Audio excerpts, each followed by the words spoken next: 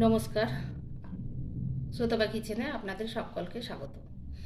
আজকে আমি বানাবো তেলেপিয়া মাছের রাজমা দিয়ে দম কোপ্তা। তার জন্য এখানে আমি নিয়েছি 3টে তেলেপিয়া মাছ। এখানে আমি নিয়েছি রাজমাটা আমি সিদ্ধ করে নিয়েছি নুন দিয়ে। এখানে নিয়েছি থেতো করা রসুন।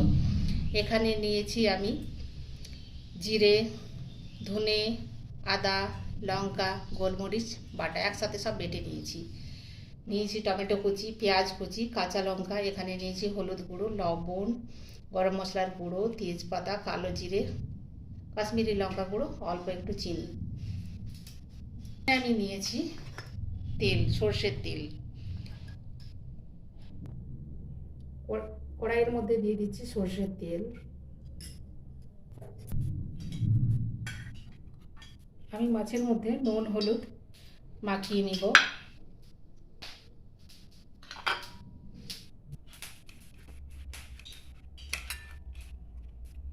এই রেসিপিটা একেবারেই অজানা, অন্যরকম নতুন একটা রেসিপি।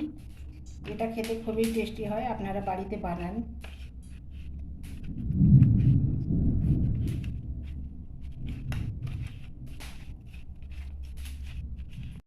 হয়ে গেছে, দিয়ে দিচ্ছি মাছ।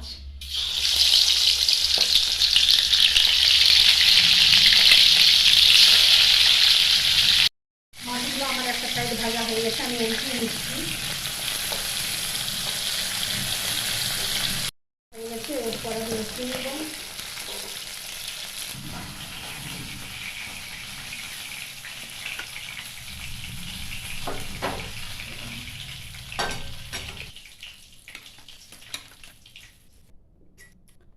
আমি এই তেলটার সাথে তেল দিয়ে আবার রান্নাটা করে নেব।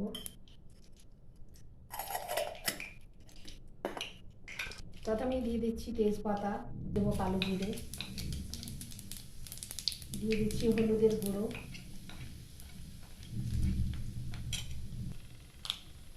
এরপর দিয়ে দেবো পেঁয়াজ, টমেটো,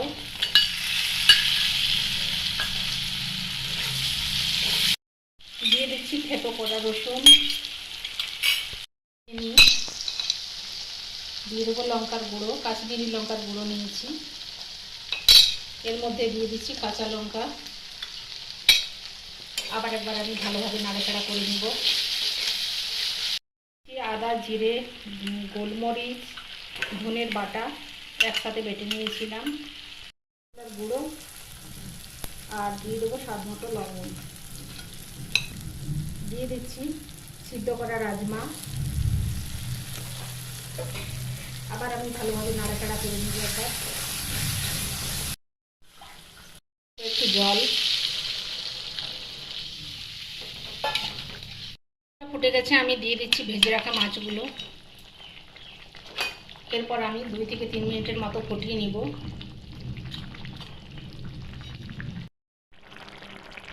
আমার ফোটানো হয়ে গেছে, এরপর আমি ফ্লেম বন্ধ করে দিচ্ছি, উঠিয়ে নেব প্লেটের মধ্যে। আমার বানানো হয়ে গেছে রাজমা দিয়ে তেলেপিয়া মাছের দম কোপ্তা। আপনারাও বাড়িতে বানান, এটা একেবারে একটা নতুন রেসিপি, খেতে খুবই টেস্টি হয়। আমার এই রেসিপিটি যাদের ভালো লাগবে তারা আমার চ্যানেল সাবস্ক্রাইব করুন, লাইক করুন, শেয়ার করুন। আবার আপনাদের সাথে দেখা হবে পরবর্তী নতুন কিছু একটা ভিডিও নিয়ে। ধন্যবাদ।